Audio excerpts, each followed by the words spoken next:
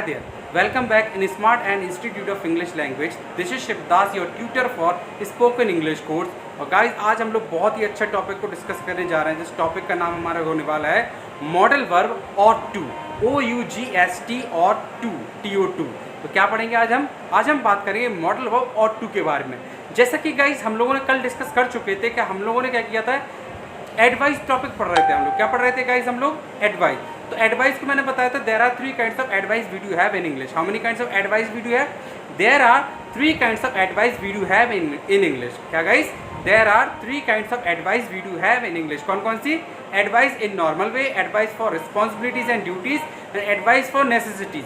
तो गाइस आज हम लोग का टॉपिक हम नॉर्मल एडवाइस पढ़ चुके थे, जिसके अंदर हमने क्या पढ़ा था, शुड मॉडल वर्ब को. शुड मॉडल वर्ब किसी यूज कर रहे थे, एक बार क्विक हम लोग रिकअप कर लेते हैं. तो जैसे कि हम बोलते हैं मुझे हंसना चाहिए, आई शुड लाफ. तुम्हें हंसना चाहिए, यू शुड लाफ. तो तुम हंसा करो, यू शुड लाफ. उन्हें तुम मेरे घर आएगा, you should come to my home. But अगर मैं आपसे बोल दूँ गाइस, अगर मैं आपसे बोल दूँ तुम्हें माँ बाप के पैर छूने चाहिए, मैंने आपसे बोला तुम्हें गीता पढ़नी चाहिए, मैंने आपसे बोला कि तुम्हें माँ बाप की सेवा करनी चाहिए, तो इसमें क्या लगाएंगे हम?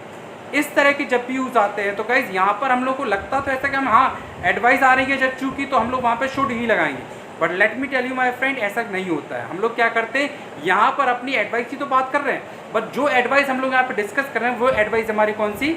Responsibilities and duties. मतलब कि हमारी जो सलाह दे रहे हैं हम या किसी से कोई सलाह ले रहे हैं उसमें क्या जुड़ा होगा, हमारी रिस्पॉन्सिबिलिटीज़ या फिर ड्यूटीज़ जुड़ी होगी. तो हमें क्या करना है, इस चीज़ का विशेष तौर पर ध्यान रखना है. तो गाइस जब भी हम और टू की बात करते हैं तो उसका मतलब हमेशा होता है क्या, हम किसी को कोई सलाह दे रहे होते हैं या किसी से कोई सलाह ले रहे होते हैं. However that advice is always attached with responsibilities and duty.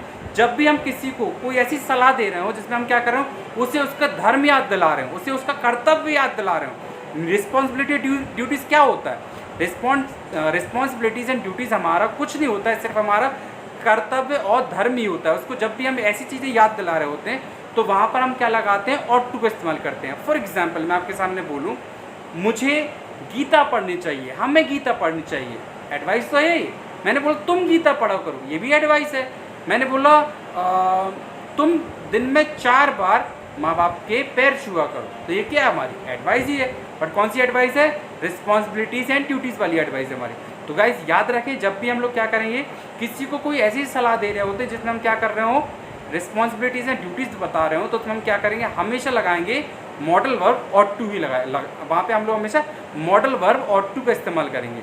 Alright guys, अब हम लोग इस पर कुछ सेंटेंसेस बनाते हैं. तो गाइस फॉर एग्जांपल हम लोग सबसे पहले एफर्मेटिव सेंटेंस की बात करें तो जाहिर सी बात है एफर्मेटिव सेंटेंस का रूल जो कि मैं शुरू में आपको बता चुका हूँ वही रूल अप्लाई होगा इसमें भी.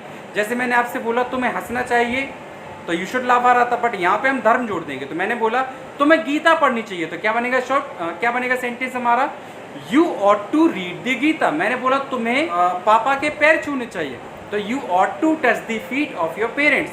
मैंने बोला हमें बड़ों का सम्मान करना चाहिए, तो we ought to respect the elders. मैंने बोला हमें बड़ों का आदर करना चाहिए, we ought to obey the elders.